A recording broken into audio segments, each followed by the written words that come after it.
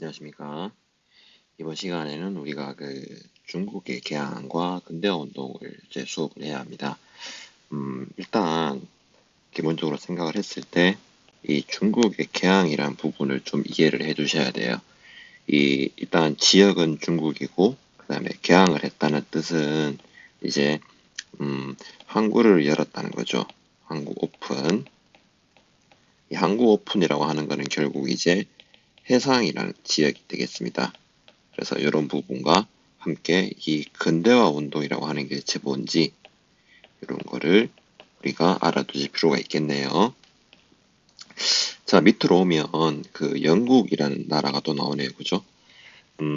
일단 우리는 기본적으로 좀 이해를 해야 되는 부분이 중단원에 소단원에 있는 각각의 주제를 좀 이해를 할 필요가 있습니다.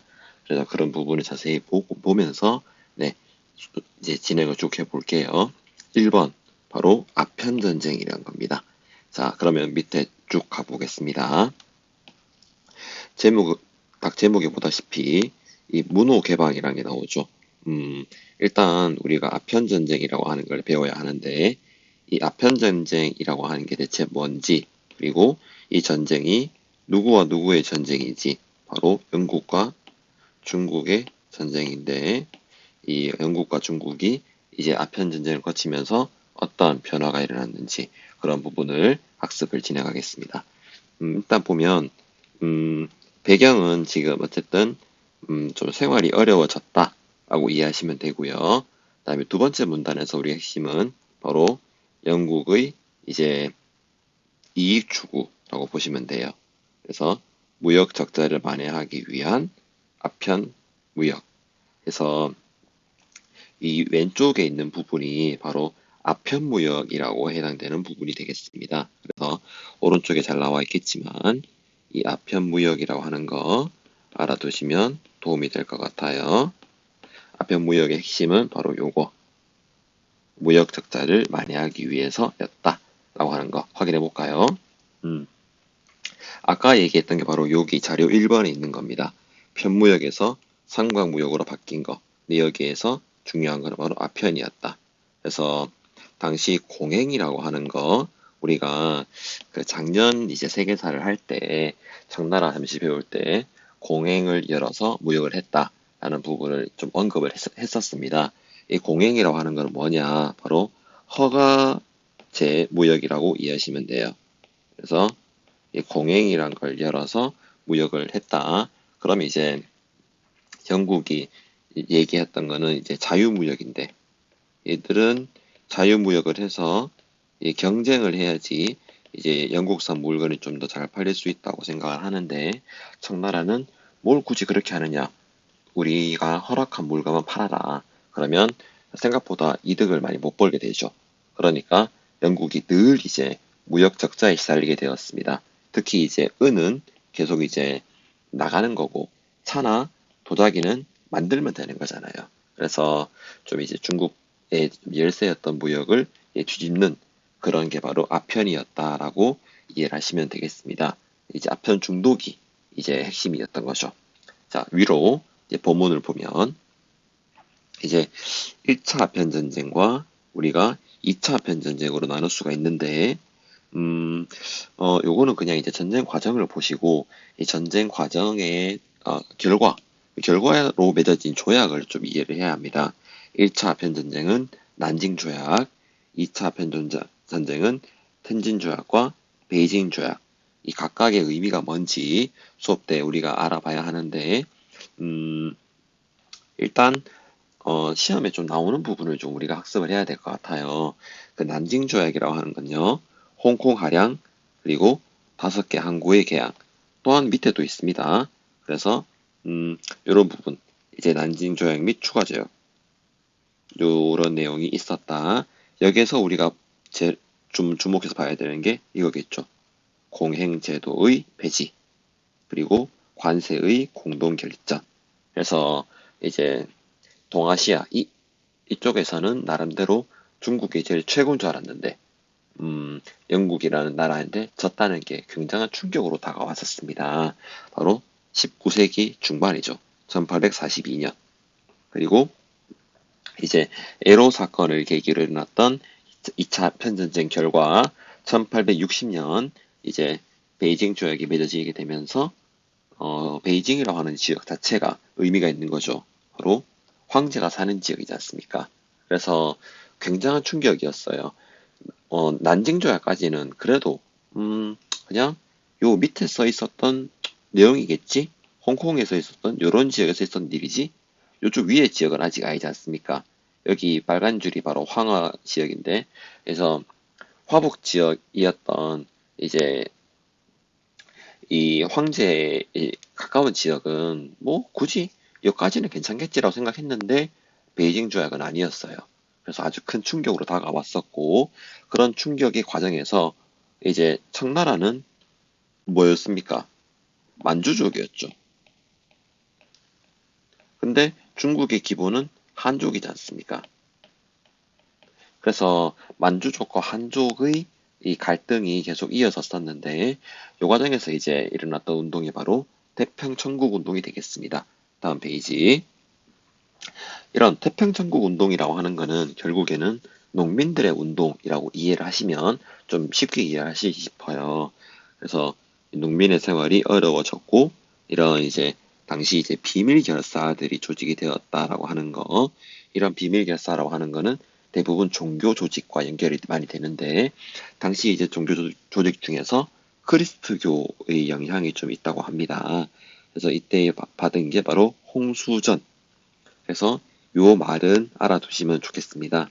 바로 멸만흥한이죠. 멸만흥한.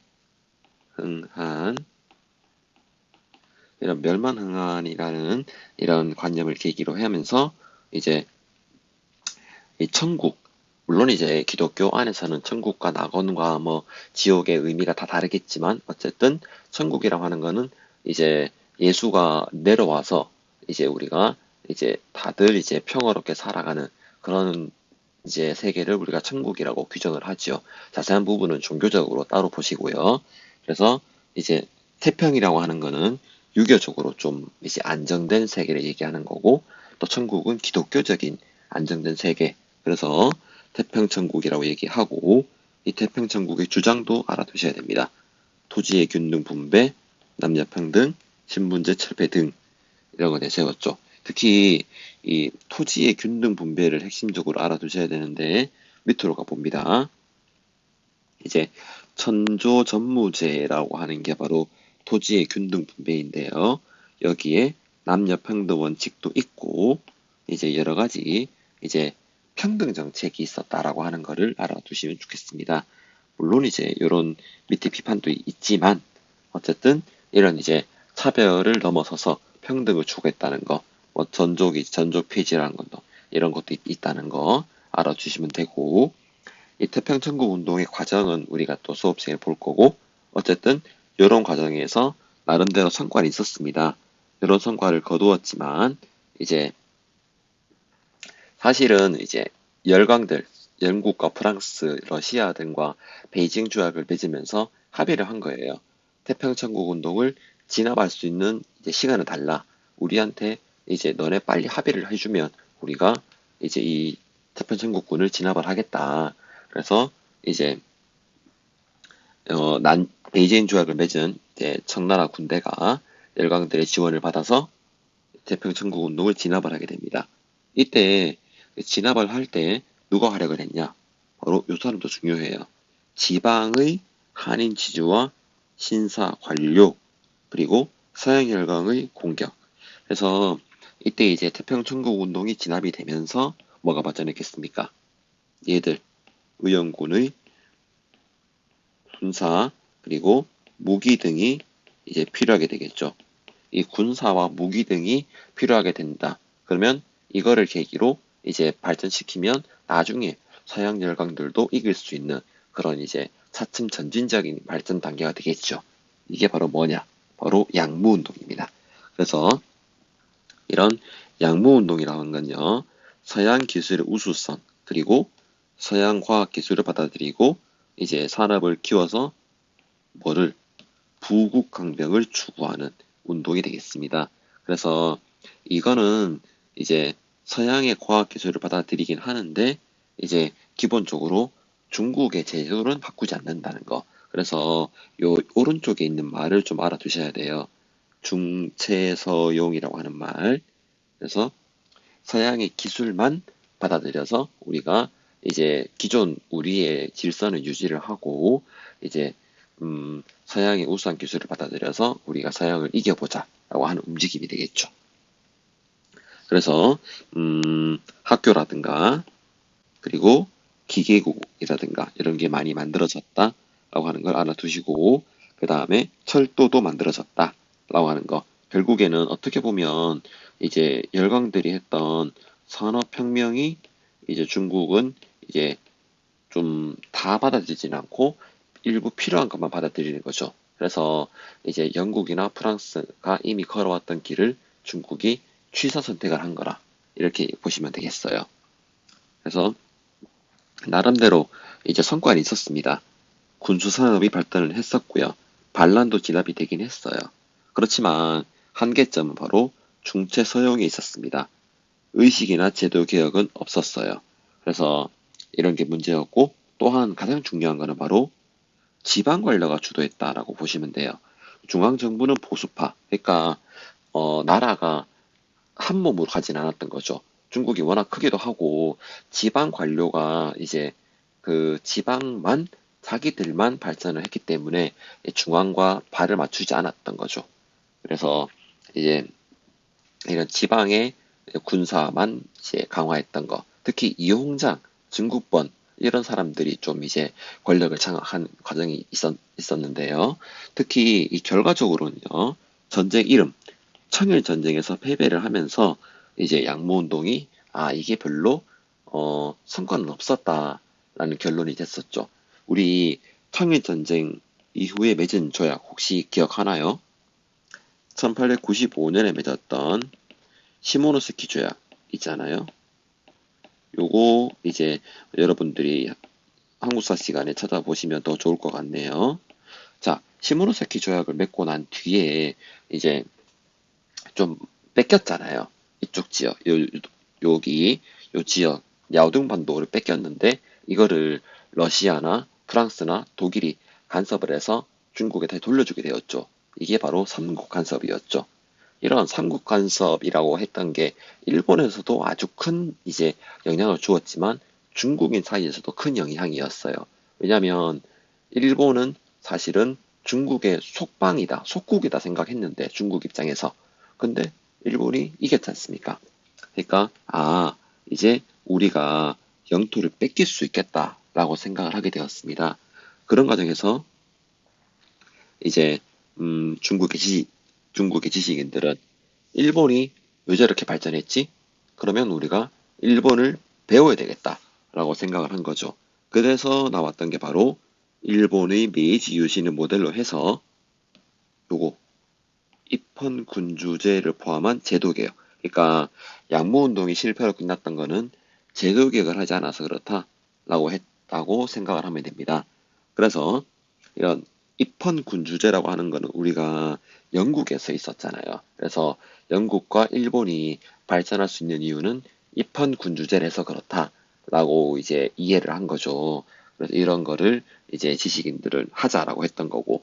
그래서 당시 이제 황제의 신임을 얻어서 이제 개혁한 거, 요런 개혁, 이거 이름을 전체 묶어서 변법 자강 운동이라고 합니다. 물론 이 운동은 황제권을 강화하기 위한 보수파들은 탄압을 했었습니다. 100일 만에 중단되었죠. 그리고 이제 나중에 이제 이 운동을 추구했던 양치차오는 이제 입헌운동, 어쨌든 입헌군주제였으니까요. 해외에서 한 거죠. 왜냐면 중국 안에서, 청나라 안에서는 이제 보수파들이 이제 입김을 발휘하게 되었거든요. 자, 이제 계속 이제 지금 개혁을 하다가 또 전쟁으로 졌다가 개혁을 실패했죠. 그러면 백성들은 뭐 하고 있냐는 거예요. 태평천국으로 인해서 이제 백성들은 조금 혼란스러워짐을 느꼈지 않습니까? 그 상황에서 이제 서양 종교가 아니라 서양의 기술이 아니라 우리의 기술, 우리의 뭐 학문이 뭐냐? 라고 하는 움직임이 나타나게 되죠. 우리나라에도 동학농민운동 같은 게 있었잖아요. 이때 중국에서도 이제 쿵푸라는 게 발달을 했었어요.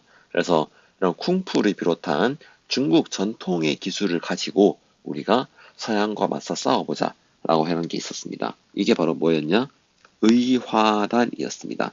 의화단. 그래서 이제 청왕조를 도와서 서양인들을 몰아내자라고 하는 구호가 있는데요. 이 구호 이름은 부, 청, 청나라를 부강하게 하고 멸, 양입니다. 서양을 멸망시키자. 그래서 이제 이렇게 국민들이 호응을 하니까 이때도 싶은 거예요. 보수파들이 이 국민들이 하자고 하는데 그럼 우리도 해보자 라고 했던 거죠. 그래서 이 국민들이 이제 이렇게 열심히 왼쪽 사진처럼 모이니까 그러면 이를 틈타서 선전포고를 한 거죠. 자, 그런데 영국, 독일, 일본이 가만히 두지 않았죠. 진압당했습니다. 그래서 이제 열강들에게 배상금을 이제 지불하게 되는 이제 조약을 맺게 되죠. 이게 신축 조약인데요. 이제 이런 걸 맺게 되면서 청나라는 더 약화되게 된 거죠. 음, 그런 과정에서 이제 청나라는 나름대로 광서신정이라고 하는 개혁을 하려고 해요. 그래서 입헌파 이제 안 된다. 보수파들은 안 된다. 이런 개혁을 하려고 하는데 황씨 중심이라서 또 이게 진짜로 되나? 이렇게 또 의심을 자꾸 산 거죠. 그리고 이제 이런 개혁을 하려면 돈이 필요한데 그럼 이제 돈을 거둬야잖아. 근데 백성들은 못 내겠는 거야. 아니, 지네들이 한다고 했는데 잘 된 게 있습니까? 양무운동도 실패했잖아요. 변법자강도 중단되었지 않습니까? 의화단도 진압당했죠. 그러니까 중국 국민들이 이제 이런 불신만 높아지는 상황에서 당시 그 철도의 폭동이 일어납니다. 철도. 이 철도를 건설을 하는데 문제가 생긴 거예요, 지금. 철도 폭동이 이제 기폭제가 되어서 이제 당시 요 밑에 두 번째 보면 이제 철도를 놓으려고 하는데 이제 정부가 아니 이거 너희 만들 거야? 우리가 할게. 국유화를 시도를 하려고 합니다. 이거 어이가 없는 거예요. 그러니까 이제 이런 이제 백성들을 국민들을 좀 모으고 있었던 사람들이 있었습니다. 힘을 기르고 있었죠. 뒤에서 이 사람 이름이 바로 순원인데요. 순원이 바로 이제 혁명 운동을 이제 막 이제 하고 있었습니다. 이 이름이 중국 동맹회인데요. 중국 동맹회에서 했던 주장 이거 꼭 알아두셔야 돼요. 삼민주의. 네, 이런 주장을 했었습니다. 그래서 청나라가 잘못됐다. 우리나라 찾자. 민족. 입헌공화정 안 된다. 우리가 하자. 공화정의 민권. 아니, 우리가 땅을 스스로 가져야지. 민생. 그래서 민족, 민권, 민생을 주장하는 삼민주의를 계속 내세우면서 사람들한테 엄청 인기를 좀 얻었었죠. 자, 그런 과정에서 이제 1910년쯤에 이제 10년, 11년쯤에는 이제 여기 우창이라고 하는 지역이 있는데요. 우리 우한이라는 지역이라고 보시면 돼요. 철도로 굉장히 중요한 곳인데 이런 울창에서 봉기가 일어나게 되면서 이제 그러면 이게 지금 기회다. 이거를 이용해서 우리가 청왕조를 없애야 된다라고 하면서 이게 점점 이제 반란 또는 폭동이 확대가 되는 거죠. 그런 과정에서 이제 1911년 청나라가 이제 완전히 좀 바뀌게 되는 상황이 벌어집니다. 이게 바로 신의 혁명입니다. 굉장히 중요하죠. 그래서 이제 지도를 보시면 알겠지만 남쪽 지방은 혁명에 호응을 많이 했었고요. 이 만리장성 근처에 있는 황제 직할령에 있는 이쪽 지역, 천색 지역은 황제 땅 어떻습니까? 혁명에 호응한 지역이 많았죠. 그래서 이 순원을 임시 대총통으로 하는 중화민국 수립을 선언한 게 바로 1912년 그리고 이 청나라와 나름대로 합의를 한 게 위안스카이였습니다. 그래서 1년 뒤이던 1913년 같은 경우는 황제가 이제 물러나고 위안스카이가 임시 대총통에 취임하는 사태까지 벌어지는 이런 과정까지 우리가 중국 근대화를 학습을 하였습니다.